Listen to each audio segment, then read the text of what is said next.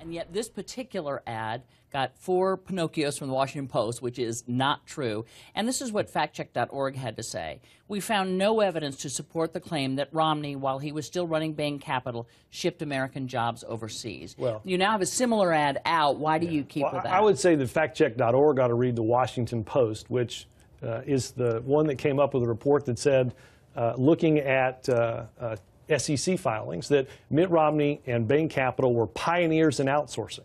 That, in fact, Mitt Romney was not running Bain. He had cut ties and gone off. That also is not true, because Mitt Romney was the head and sole owner of Bain longer than Mitt Romney has admitted to being the sole owner of Bain. But let's understand this, because we saw this a little bit again this week. We've got a guy who believes and has been a pioneer in outsourcing jobs.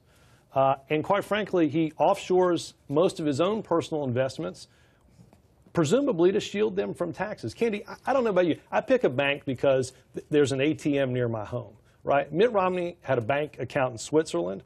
He's got a shell company. Nothing illegal, right? Well, you're we not don't know. charging that he's done anything illegal with any of this. Candy, nobody knows. Nobody knows why he has a corporation in Bermuda, why he failed to disclose that on 7 different financial disclosures, why he transferred it to somebody else's purview the day before he became governor of Massachusetts.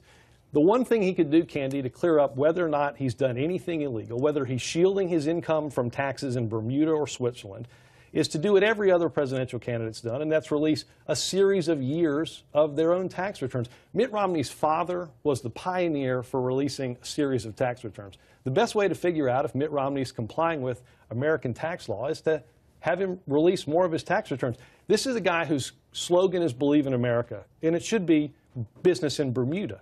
That's what Mitt Romney's all about. Which is a great line, but again, there's no evidence here that any of the fact-checked organizations have found that A, he outsourced jobs or was present at Bain when that happened, and B, that he's done anything illegal. You've had a lot of advice from folks, Democrats, saying get off of this particular Bain thing. There's obviously some polling that shows, in fact, it's having some effect in some of the battleground states. Well, again, but why this is an ad. This is an ad that's based on a report that the Washington Post did.